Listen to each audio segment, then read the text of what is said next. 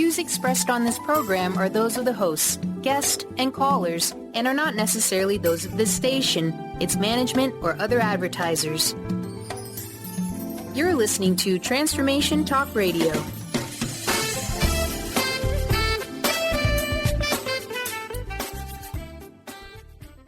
Welcome to Cultural Brilliance Radio, the DNA of organizational excellence with Claudette Rowley.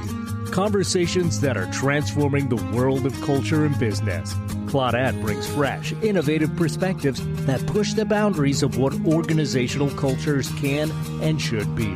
Learn how to catalyze your organization's workforce into an authentic, intentional, and financially successful culture. Now here's your host, Claudette Rowley. Hi, everybody. I'm Claudette Rowley, and you are listening to Cultural Brilliance, the DNA of organizational excellence on Transformation Talk Radio. Stay with us for the next hour and let us help you experience some truly groundbreaking ways to transform your company's culture. Twice each month, we have some of the foremost experts on organizational culture and leadership, helping you understand how to make a brilliant culture the rule rather than the exception.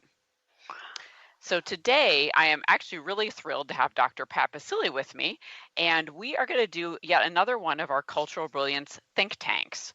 And today, we're going to be talking about how to move from chaos to innovation by being an adaptogen culture. Wow, what does that even mean? Dr. Pat Baccili is the founder and owner of the Transformation Network and Transformation Talk Radio, and she is also an author, speaker, and entrepreneur. Welcome, Dr. Pat. It's great to be here. You know, I'm really struck by today's topic for a number of reasons. I was looking at the nominations for the Emmys, right? The Emmy Awards. And, you know, if you go back a little bit, there is TV that existed even like 5 years ago, right? Not too long ago. And now there is Amazon and Netflix. And the reason I'm bringing it up is because Amazon original movies have been nominated for 15 Emmys. How in the world is that even possible? How does this Amazon thing, but where you buy books, remember we're thinking Amazon buy books. Right. What the heck happened? Have they used the adaptogen model? I don't know. How interesting, right? I don't know because what are the yes. Think about it. I mean, we're going to talk about this today, but how is it that this little known book company, which got to be a big book company, just literally blew the major networks out of the water? How did they do that? Why is it they decided to go into doing TV to begin with? Isn't that adaptogen energy, sort of? It could be. Absolutely. Yeah. Yeah. They looked at what was out there and they said, wow, we actually need to adapt to what's coming down the road toward us. Yeah. I love this. One of the hallmarks of an adaptogen culture and design is this ability to really, in a deep way, scan the environment, understand the internal culture of your organization, and anticipate and proactively understand how you might need to start shifting and changing. Mm-hmm. Yeah. Well, I'm excited about today's show. Thanks for having me on. Oh, thanks for being here. I'm excited too. What a fun topic, huh? Who knows what's going to happen? That's what's great about these think tanks. That's what I love about the think tank. I mean, who knew I would even be talking about the Emmys? I mean, but that's what a think tank is, isn't it? Isn't it the idea of getting the thing that is relevant right now, that's on the forefront, you know, the thing that's out there that people are relating to, and be able to bring it into the context of excellence, like the work you do. Mm-hmm. Mm-hmm. Absolutely. Although I'm thinking we should back up for a second and talk about what adaptogen actually means, right? It's kind of a new word. Most people haven't heard of it. Yeah. Wow. Yeah. I mean, I know you have a great definition of it. Well, yeah. You know, for me, I love let's look at the Greek. Let's look at the Greek definition. When we look at what the Greeks look at, they have definitions for so many things, right? Mm-hmm. You know, so we look at an adaptogen, and it's a really well-known word in plant healing. And it's a well-known word, ancient word, when it comes to the idea of how do we take things into our bodies which allow us, which actually build up strength when we Mm-hmm. actually take them in. And by the way, no side effects. But, this idea, the Greek word adapto is a Greek word, and that means to adjust, right? Gen means producing. So adjust and producing. Yeah, that's cultural brilliance, isn't it? Yeah, it is. It is. And I was telling, we were chatting right before the show and saying I actually was writing about this last night. And as I was writing about it, it's like it's a key. It's like, yeah, cultural brilliance is this. It's like adaptogen cultural intelligence somehow, right? It all mixes together. But it is a way of, yeah, an level of organizational intelligence when people can start to actually proactively, consciously and intentionally adapt. Definitely. And then do something about it. Yeah.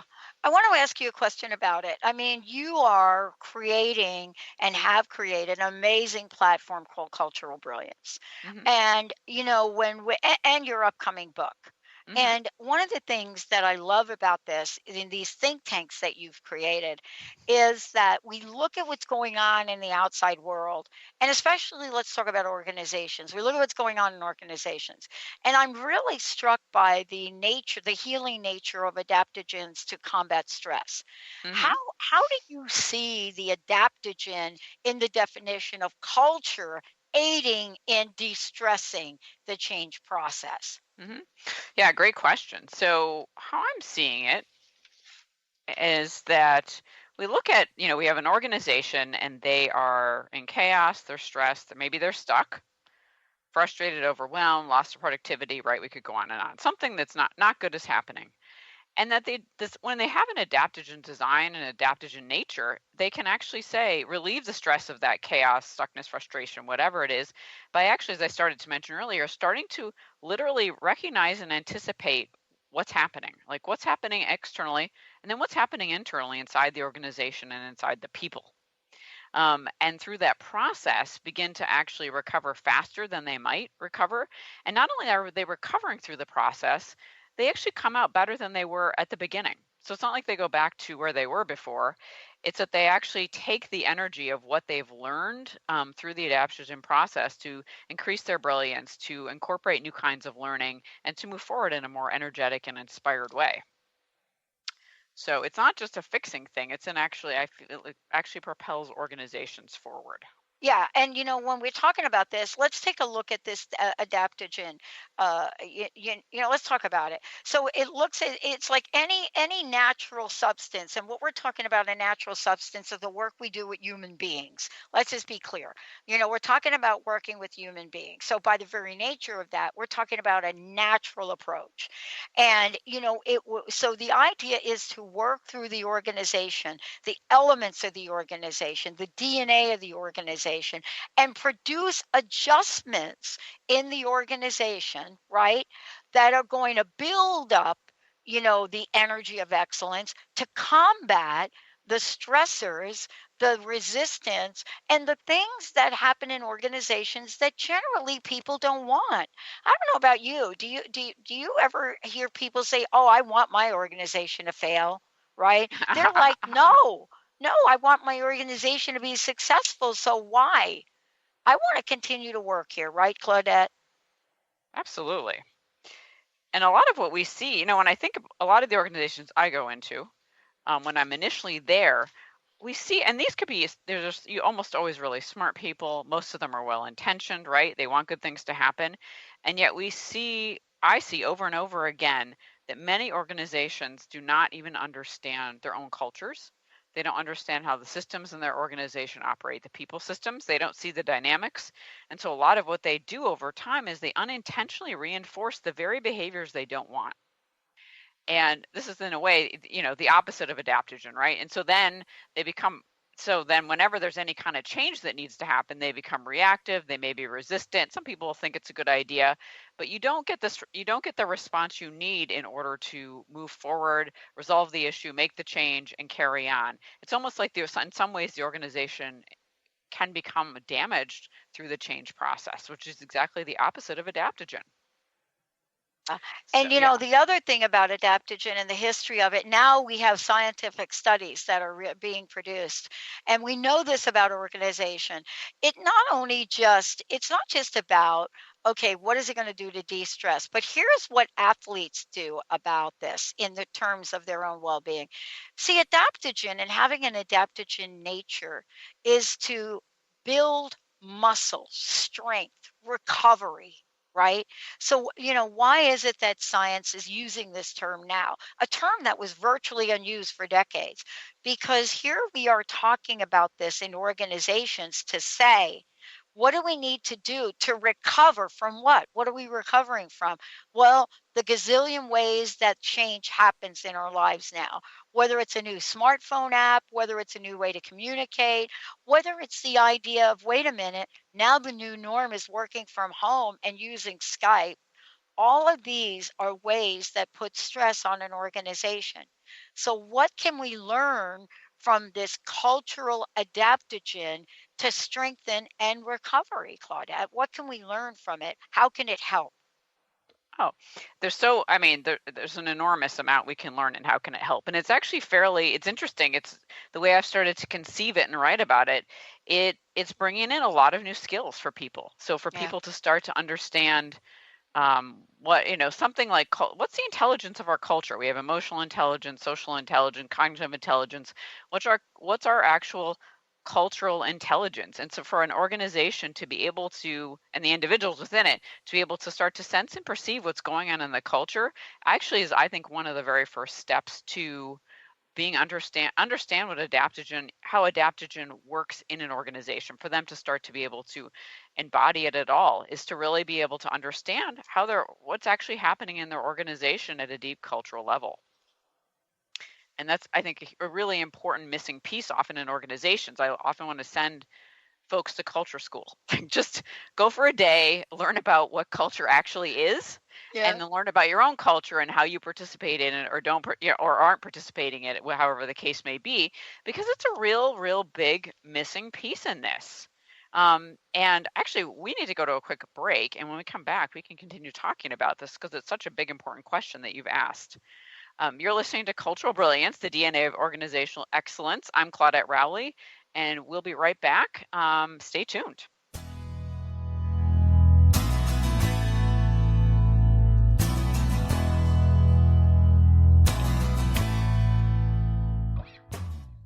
Gifted intuitive healer and spiritual teacher Sarah Luce brings her unique style to the hit show Small Steps, Big Breakthrough Radio on TransformationTalkRadio.com. Tune in each month as Sarah turns reality on end and shows us how to experience expansive results with simple yet powerful steps. Expect an enlightening bend on what you currently believe is possible. For show details and upcoming topics, visit SarahLuce.com. That's SarahLoos.com. Did you know that all of the shows on the Transformation Radio Network are available as podcasts to stream or download? Really? Check us out. Go to transformationradio.fm. We have business shows, spiritual shows, energy healing shows, and pretty much everything in between. Something for everyone, guaranteed to inspire, educate, and transform. We are transforming the world, one listener at a time. Calling all moms, it's time to awaken your vibrant, intuitive, loving self in every area of your life. Join host Debbie Pokornik as she shares thoughts, stories, and tools to help you stand in your power. Listen to Vibrant, Powerful Moms, helping everyday women create extraordinary lives. Mondays at 2:30 Pacific, 5:30 Eastern. For more information about Debbie, visit empoweringenergy.com. That's empowering with letters NRG.com.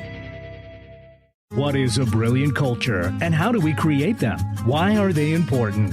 Claudette Rowley has created a breakthrough 5-step process to help you align your culture with your business strategy for exceptional results. Looking for a culture that drives organizational excellence? Listen to Cultural Brilliance Radio, the second and fourth Friday of each month at 10 a.m. Pacific and 1 p.m. Eastern on Transformation Talk Radio. To learn more or work with Claudette, visit cultural-brilliance.com. Tune in to The Truth is Funny with Colette Steffen each Wednesday at 8 a.m. Pacific, 11 a.m. Eastern on transformationtalkradio.com. This hit show will have you thinking outside the box and riding the wave of infinite potential. Join Colette on the Higher Self Network, inspiring listeners to shine their brilliance and ensure success while roaring with laughter as they recognize the humor of the giant cosmic joke. Visit thetruthisfunny.com.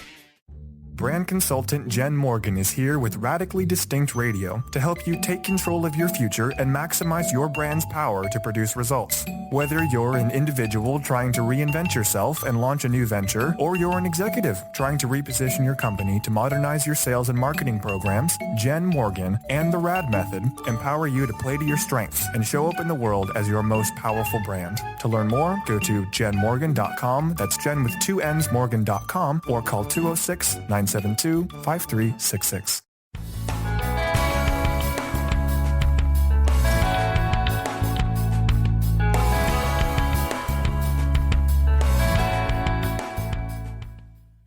We're back on Cultural Brilliance, the DNA of organizational excellence. I'm Claudette Rowley, and for those of you just joining us, my guest today is Dr. Pat Baccili, and we are doing another one of our Cultural Brilliance Think Tanks, and this one is on how do you move organizations from chaos to innovation? Well, it's through this new idea of adaptogen cultures.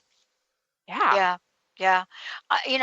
Adaptogen, the word, for those of you thinking, what are these two talking about? The word adaptogen is a word that has been used throughout, let's just call it throughout the time of healing. It's a word that has been used to go in to the body by, this fabulous natural plant substances. And it's not just plants, but to have an effect on the body, even when the body is at its worst. See, I want to really point this out because this is the importance of this term. Okay. It's not like an adaptogen. Unfortunately, I was sharing this story with you about how I need to get back to taking my daily adaptogens, but the adaptogen doesn't say, let me wait for you to be healthy, right? It says, I'm going to go in and help you repair, Mr. or Miss Athlete.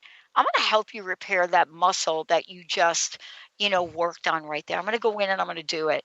So what I love about adaptogen is we think about it sometimes as this thing that we can call upon when things are great. But the adaptogen model is one where it doesn't matter. If you're already great, it will make you greater. If you're not so great, it will make you great. And that's the beauty of this conversation today with you and what you're building. Thanks. Yeah, that's a really, really important point, because a lot of times in organizations, we have to, organizations recognize their culture might be in trouble. It's not what it needs to be for them to be successful and move forward. And it's like they want to go from 0 to 60. And I sometimes have to say, you know what, there's a healing and repair phase here, which is part of what you're saying with adaptogen, because we can't just start, we can't go from you can't be a D to get up to an A, right, and flip a switch.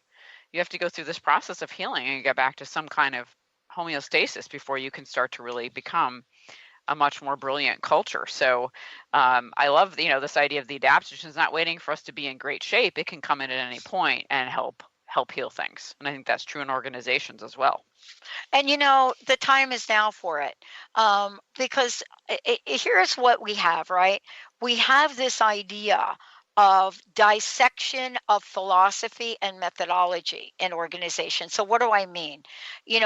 Prior to, cultural brilliance, which really puts things in one umbrella, there was, wait a minute, let's do a climate study over here. Oh, okay. Yeah. Okay. Are people happy? Yes or no? All right, great. Oh, they're not happy. What are we going to do? Probably nothing. Then the next thing, right? Yeah, right? I know. I mean, we do. They spend millions of dollars on asking, are you happy? And then when they find out, no, we're not happy, that's like, okay, oopsie. We shouldn't have asked. Shouldn't have asked. Yeah. and that's climate. That's what they Right. call climate. Old school climate, old school language. Then there's this thing called organizational development / organizational change, formerly known as, and most likely known as, re-engineering, restructuring, and dare I say downsizing. Yeah, Mm-hmm. that's the truth be told. Mm-hmm. Then we come along and we talk about this thing as human potential, but we don't talk about it as human anymore. We talk about it as capital. Capital. Human Like capital. human capital. Wow. So in the end, we have people working with other people, regardless of level, to get things done, whether it's filing or whether it's filing for bankruptcy, that we all working together. And if we don't bring it together as a model that looks at change, adapt, at all the letters of the alphabet of how this could happen, then what happens is the question, does anything really change, Claudette? Does anything really change? Great. It's just over here doing this. Great. Great. At Amazon, is it just enough for their movie people to get the Emmys? Or does everybody over there got to figure out what to do? Now, I'm not saying Amazon is the culture I'm pointing to, because I'm really not. But look at these companies, Google, which people didn't think would last a year. Mm-hmm. Wouldn't last a year, right? Mm-hmm. Right. So how do you bring it all together? Is there a need to really dissect the approach in working with organizations or not? I think it's almost I don't know about dissecting the approach, but I think it's a minds. I mean, we're starting to see some of this already, certainly with Google talking about one of the underpinnings of its success is psychological safety, right? And for those of you who aren't familiar, psychological safety is the pretty simple idea that if I'm at work and I'm sitting in a team meeting and I have an idea and I share it, even if it's not popular, I'm not going to be ridiculed. No one's going to put me down for it. There aren't going to be repercussions for it later. There's that. So it's an environment in which it's safe to put out ideas, thoughts, opinions, disagree, debate, have a conflict. And because there's a level of trust there, we can do that. And then Google has talked about that's one of the foundations of their success. So when we look at psychological safety, we look at trust, we look at Donna Hicks' work on dignity in the workplace. We start to see that I think there's a lot of, and I'm seeing lots of other examples too. I could go on and on. A lot of forward movement into saying, we really need to look at organizations differently from the perspective of what's humane, right? What's respectful, what's trustful. And that we're starting to see actual business cases and companies that say, yeah, because we did that, we can see a direct correlation to our level of innovation and productivity. Yeah. Well, I want to ask you, what do you think is the state of affairs about culture in organizations today? What do you think it is? I think it is all over the map. Mm-hmm. It's a great question. We have, like you said, we have the Googles and the Facebooks and LinkedIn and Amazon, has kind of mixed reviews on culture, but they do talk a lot about it. So we have the really well-known companies that are doing great things with culture. We have companies that are far less known that are doing some, have developed some amazing cultures. And then I see a lot of companies or organizations in which they are maybe starting to think a little bit about their culture because it's been such a popular topic over the past year or two. It's more in the mainstream, it's more in media, it's in business publications. So they're like, oh, maybe we should take a look at our culture. But they really don't either understand what it is, or the leadership doesn't understand how the leadership has created, to a large extent, the culture, or at least the beginnings of the culture. So I actually am seeing it really soup to nuts, like A to Z. On culture. And so there's a lot of amazing things happening, and there's a we have a pretty long way to go to get to what I consider most organizations having a brilliant culture. Mhm. When we take a look at this and, part of adaptogen, I want to ask you this question. You're including not just the adaptogen as a concept in your work in organizational cultures, but as a process. So my Mm. question is, where does it fit into your model? And maybe let's talk about the model for a minute. Where does it fit into the model? And how did you come to see a need for it? Well, it fits, yeah. So it fits into the model as, we have the model's authenticity, adapted in design, and then aware integration. So it's the mid phase of the model in a sense. That authenticity, in a nutshell, is saying, okay, we actually have to understand and tell the truth about the kind of culture we have. What's great about it, what's not, because how can we change anything if we don't know what we have?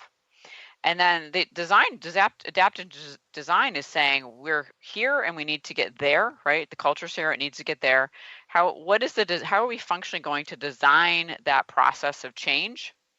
And doing it so it's not, there's design. Adaptogen design in some ways is moving design thinking forward. Mhm. So design thinking is, okay, we're going to design based on the needs of people. Right, the needs of people, the needs of the product or the service, but we're actually going to, employ what they call empathic design to understand what the needs are, and based on those actual needs, we'll go get our resources, materials, our designs, right, and put that together. And I think adaptogen design goes, as we've been talking about, a step beyond that, because it's really saying you have an opportunity as an organizational culture to be healthy and to respond to the, constant changes that are coming your way. From the perspective of saying, hey, what changes is a normal state of being. And because it's a normal state of being, we're going to respond to it in a way that increases our health. I still see a lot of organizations who think that changes like this thing we hope to avoid, and we kind of resist it.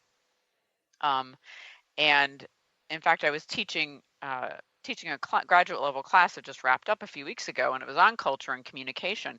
And it full of working professionals, really bright, smart people, very insightful. And what struck me is at the end of the class when they talked about, we didn't even know models for change existed. Mm. We really didn't know much about culture, even though we work in organizations. Like we Yeah. didn't really get it. Yeah. And I was like, wow. So we have a bunch of smart people working in organizations, didn't really get culture, didn't even know there were change models that existed, and didn't know that change was more than, okay, we're making a change, you all go off and do it. Which happens still a lot in organizations. And it was fascinating to me, given the body of enormous, and I mean enormous research on change over the past several decades, that it's not more part of just mainstream organizational life. Just that knowledge about how change works. Yeah. And, when we're talking about this, most organizations and the people in them, every time they see somebody coming that wants to do something like this, they just roll their eyes. But, the point is this. When the culture conversations comes to the table, who's going to have the strength to say, I'm not here to talk about human capital. I'm here to talk about people and your success. That's what Claudette's going to do. And when we talk about this, and I hope we'll talk about it today, is how does adaptogen and having an adaptogen nature, how does that help people create organizational excellence? Well, what a great question. And on that note, we're going to take a quick break. I come back to that. I'm Claudette Rowley, and you're listening to Cultural Brilliance Radio. When we come back, Dr. Pat and I will continue this really interesting conversation about adaptogen cultures. Stay tuned.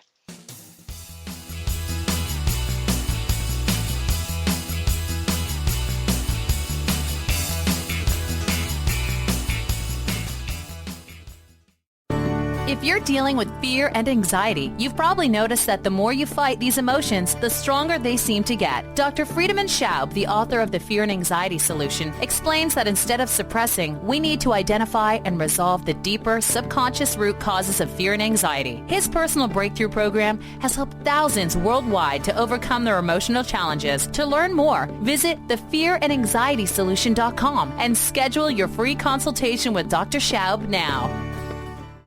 You, yes you, can be the highest version of yourself. Wellness coach and natural beauty expert Dr. Agnes Frenkel is on a mission to help you play the game of your life. Win in vibrancy, health, and beauty. Because you deserve it. Dr. Agnes goes beyond the limits in her personal coaching sessions to revolutionize health and wellness. Now is the time to unleash your true power. For more information, visit dragnesfrankel.com. Awareness is universal. Establishing a living awareness through meditation brings peaceful, healthy, and creative well-being into your everyday life. The practice of living awareness, Spirit Fire's own meditation practice, is built on this belief and is designed for every level of practitioner. Each year, Spirit Fire hosts living awareness meditation retreats that allow you to explore the practice in depth at our retreat center in beautiful Western Massachusetts. Introduce yourself to meditation and the practice at the Foundation's retreat. Attend, in silence, a silent meditation retreat focused on mindfulness, presence, and nature, or be engaged with the meditation sittings themselves at the Deepening Retreat. Start adding to your awareness and attend a meditation retreat designed to cultivate consciousness in your everyday life. For details on attending a Living Awareness meditation retreat, visit upcoming events at www.spiritfire.com. Do you feel that there's a bigger, better life for you? Is there anything holding you back from living the life you were meant to live? If you'd like to find your life's true purpose and calling, join the world's foremost authority on primal spirituality, David Carshare, in Becoming a Sun Radio, emotional and spiritual intelligence for a happy, fulfilling life. Tune in once a month to Becoming a Sun Radio with David Carshare on The Dr. Pat Show and Transformation Talk Radio. For more information, visit davidcarshare.com today. Do you want to tap into your true potential, get creative, and learn to live with more joy? Join Vicki Todd, host of Unstuck Joy in Art Vision Journaling. Draw, doodle, collage, and write your way to intuitively creating your ultimate life vision with simple art prompts. No experience necessary. Vicki will show you how. All art supplies are included. Join Vicki every second Saturday monthly, 3 to 5 p.m. Pacific at Spa Air in Kirkland, Washington. To register, visit spaair.com. That's spa, EIR.com.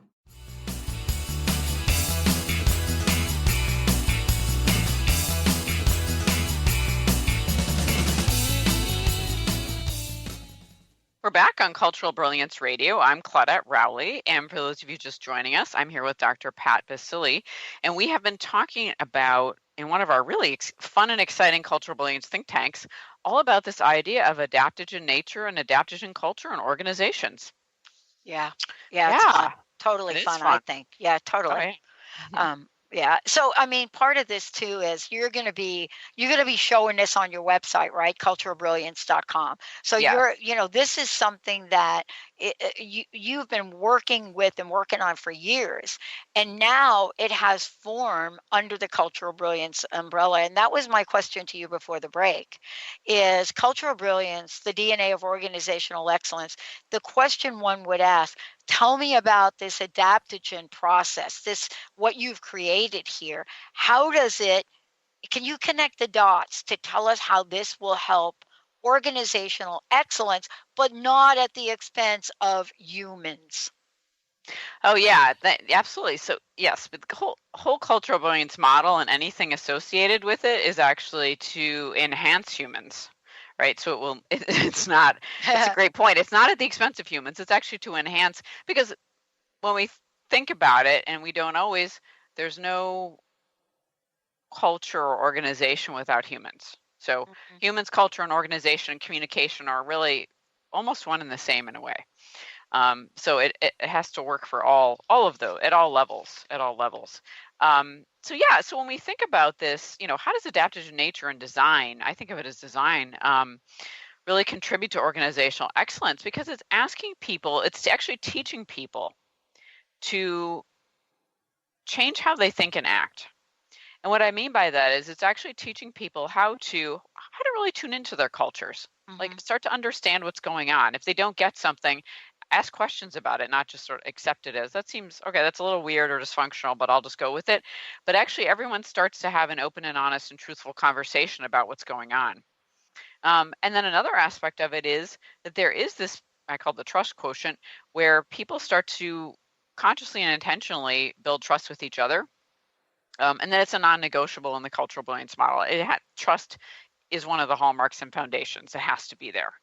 And then there's an opportunity if there was an actual problem that this, let's say a big, I don't know, let's say a company there was a government regulation that was changing. They had no control over it, and they absolutely had to respond to this change in the regulation. And perhaps it was going to be tough for them. For them to start to actually, okay, let's see what's going on in the culture.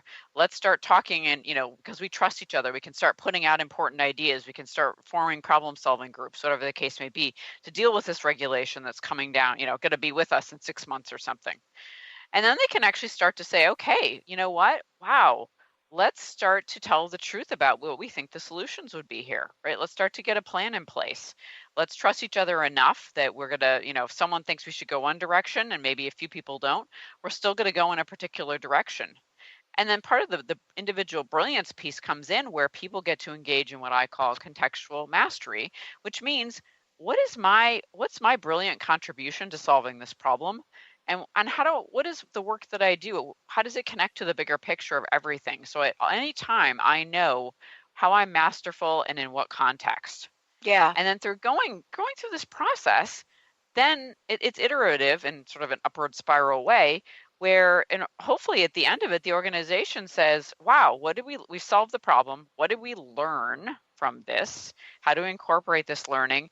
And that they'll find that there's more energy that's been generated. People are inspired because they solved a really hard problem in a way that allowed them to shine through their brilliance, where there was trust and truth in place, and where people got to really understand how the culture was shaping or not shaping the change. And so then you're kind of back at the beginning of, okay, let's see how our cultural intelligence was impacted by this, learn from it, and then move on to the next thing.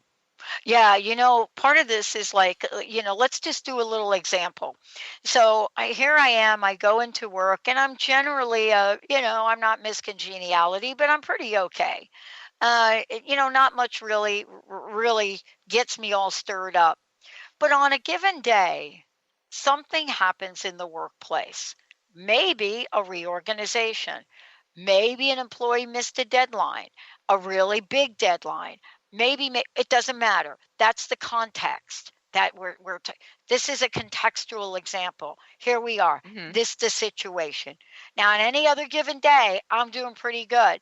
But something happened today that starting to get a little bit crazy in myself here. The way we look at that is, what is it that we can call upon? What is it we can call upon to not lose our edge of excellence, right? What can we call upon so that, we hold on to our edge of excellence? That's what I think you're talking about when you talk about an adaptogen tool. Because an adaptogen tool that comes in that somebody will learn is something that will come in to help that boss, that individual, do something that manages whatever that context is so that excellence can still prevail.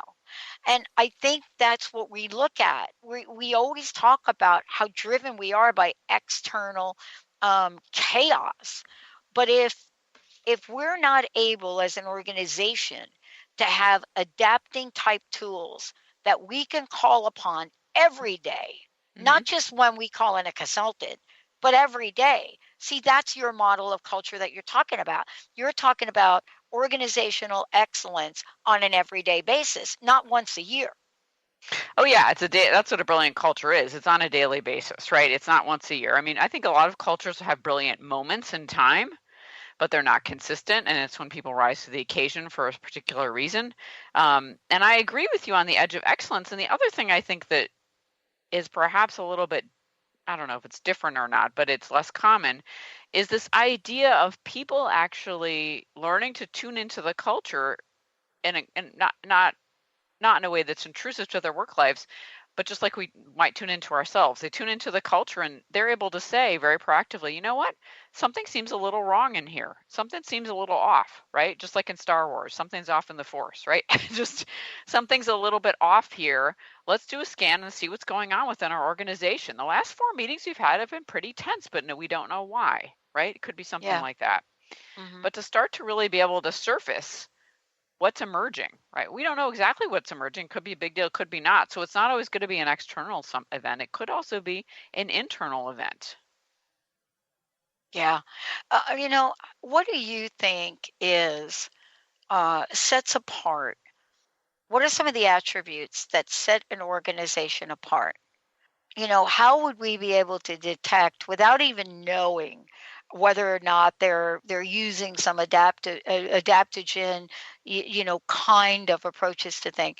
What are some of the signs you look for in an organization to know, is this culture really smart, so to speak, in their way they grow or not? What do you look for? It's a great question. I look for things like, do they even talk about their culture? Right, is interesting. Sometimes they do, sometimes they don't. If they do, I've often found that that's a higher functioning organization. I look at things, although recently I was working in an organization where they do talk about their culture. And I said, well, how do you define your culture? And they didn't have it defined. So that still leaves it a little bit murky just to talk about that culture thing, but we're not exactly sure what we're all talking about. So talk about culture, they have some sort of definition around it for themselves. I look at the level of self-awareness, that when I'm talking to people or I hear them interact, I observe them. What is the level of self-awareness collectively, right? Are we aware, are people talking about things that are important? Are they telling the truth? Are they aware of how they impact the larger organization or their teammates, things like that? So I'm looking for awareness initially, and I'm looking for knowledge and insight into culture. I mean, I have not yet gone into an organization where Patrick Lencioni writes about this too, where you think, oh, these people aren't smart enough. Yeah, people are book smart enough. People are academically smart enough, experienced smart enough, but they're not necessarily self-aware enough, culture smart. They don't necessarily understand communication and how actual communication is actually the basic unit in an organization and driving everything in addition to the culture. They don't necessarily get that. And it's not because they're not smart people. It's simply that it's a perspective that's never been presented. We're looking at we're looking at the keys to excellence. We're looking at people learning new skills. We're looking at people literally, showing up in a way where they believe that they're enthusiastic, encouraged, and want to be at work. I want to ask you about this idea of temperament in the organization. And the reason it's coming up for me is because I have a friend who called me about 2 weeks ago at a very well-known company and said she doesn't understand how the culture has changed so badly in 6 months. And she's at a loss for it.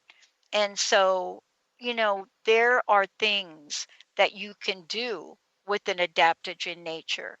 What are some of the keys that relate adaptogen nature to leadership? I'd like to know your thoughts on that. Absolutely. And as soon as we come back from our break, I will tell you all about it. All right. All right. So we're going to take a break. This is Claudette Rowley on Cultural Brilliance Radio with Dr. Pat Baccili. Stay tuned. We'll be right back.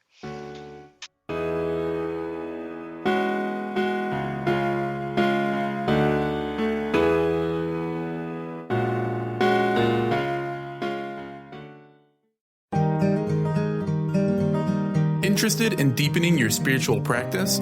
The School for Esoteric Studies offers online training to spiritual seekers from all paths of life and individual coaching.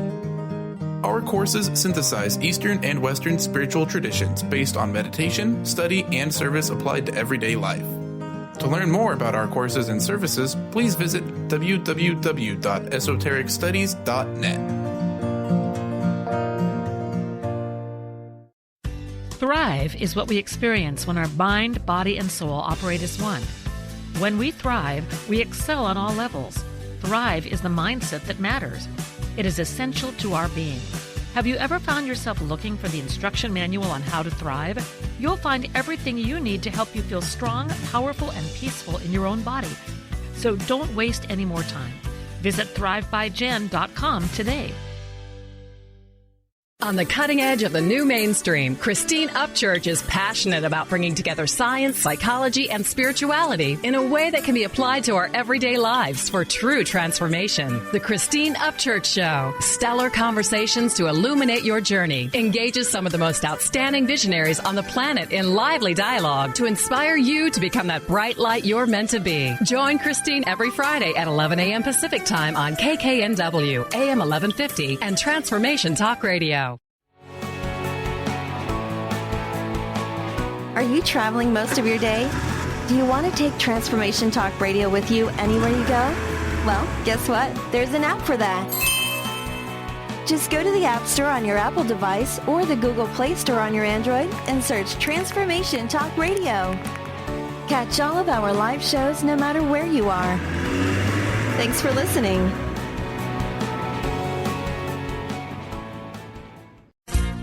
Are you ready to thread your life with intuition?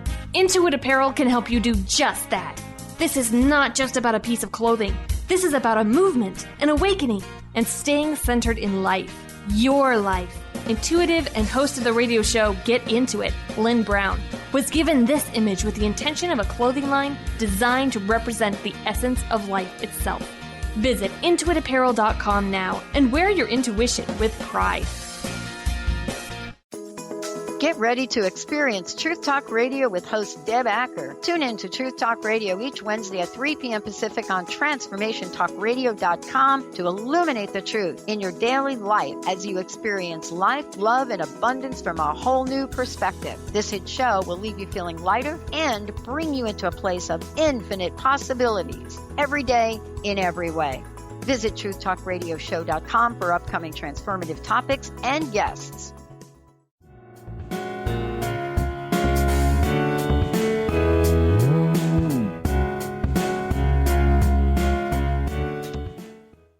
We're back on Cultural Brilliance Radio. I'm Claudette Rowley with my guest here today, Dr. Pat, and we're talking about all sorts of things, aren't we? But talking about this idea of an adaptogen culture, an adaptogen organization, and exploring really what that means and how that can enhance how organizations can adapt to change in a really healthy, functional way.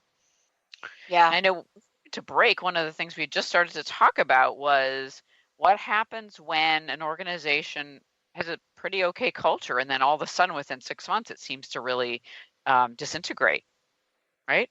Yeah. What's going on?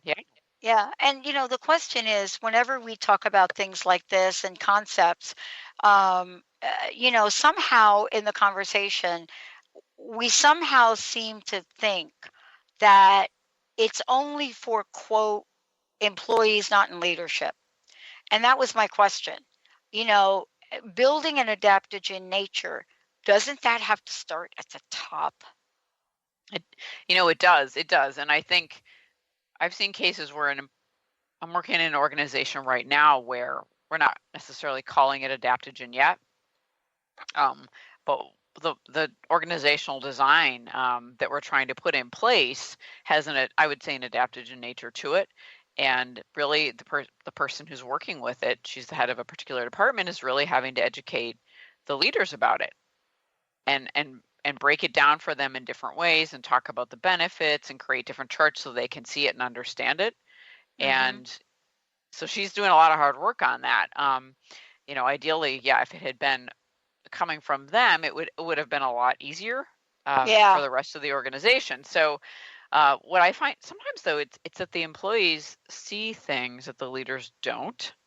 Yeah. And the employees see a solution that the leaders don't see, and they try to move it forward. It is sometimes a really hard march, though, to get that done. It's a hard march. It's a hard march. And, Yeah. A lot of them don't even they don't even get on the road because it is so hard. And, the thing is, if you've been down this road before and you've said, I'm going to be your adaptogen warrior. I've created teams like this in my consulting, days in business. And we had a great team right up here at Snohomish County PUD, management, labor, everybody on the team.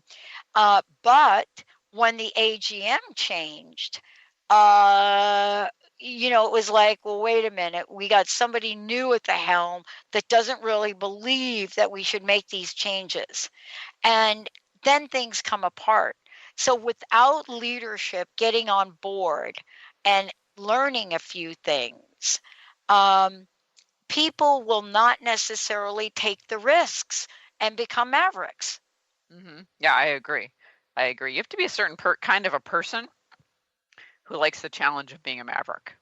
And finds it you have to find it exhilarating at some level. Yes, that's right. Or feel that you're in a culture in which it's okay for you to try that. And just the case of this person I'm working with, I mentioned, that's an organizational culture that will allow people to bring ideas forward. So she's safe in doing it. But that's not the case in many organizations. So it's true that, when a culture has changed dramatically for the worse, we do need to look at what's going on in the leadership.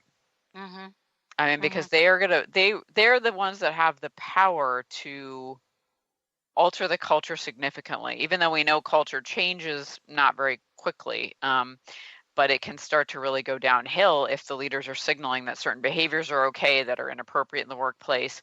If they make some sort of, drastic reorganization, they reorganize or do something that's a structural change that really isn't, but it's perhaps ill-advised, it's not well done.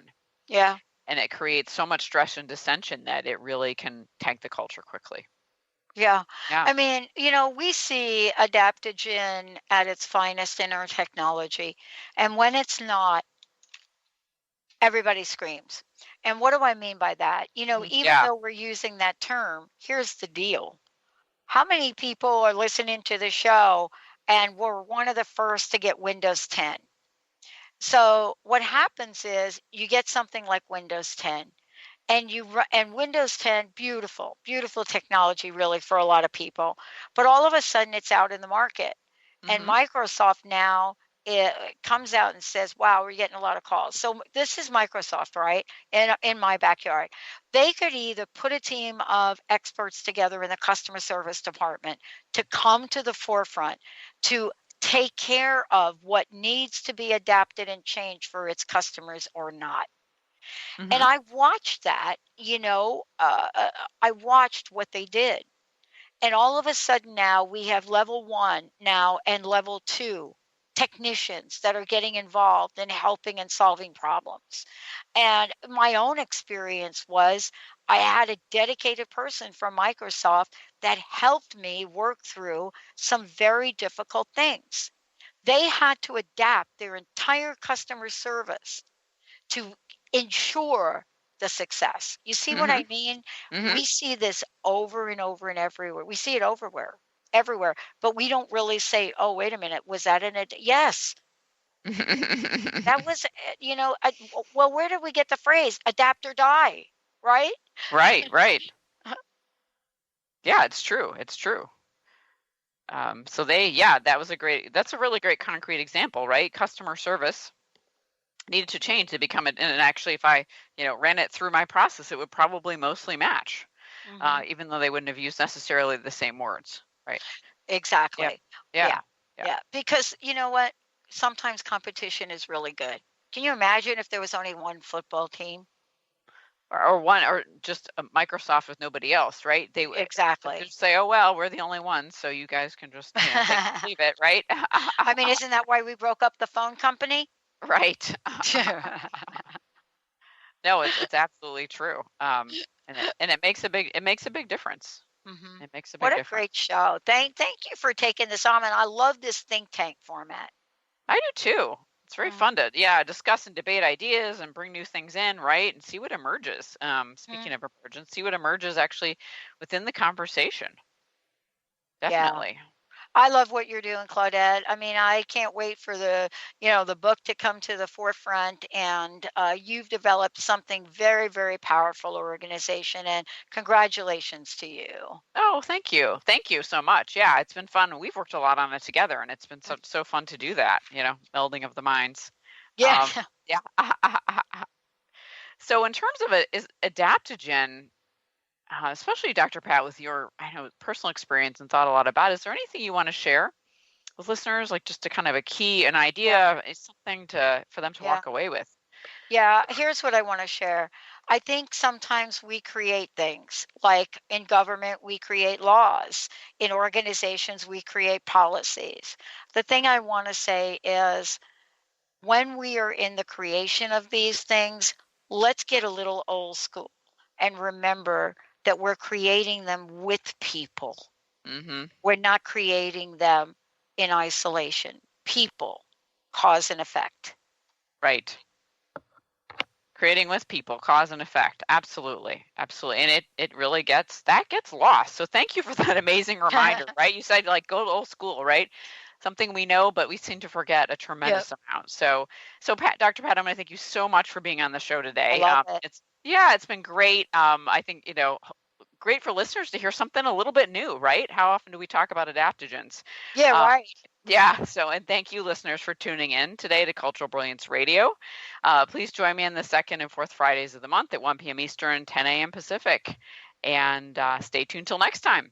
Bye, everyone. You've been listening to the hit show Cultural Brilliance Radio, the DNA of organizational excellence with Claudette Rowley. Conversations that are transforming the world of culture and business. You can download this podcast and find out more about Claudette and her breakthrough work at ClaudetteRowley.com. Please contact Claudette and find out how you can create a brilliant culture.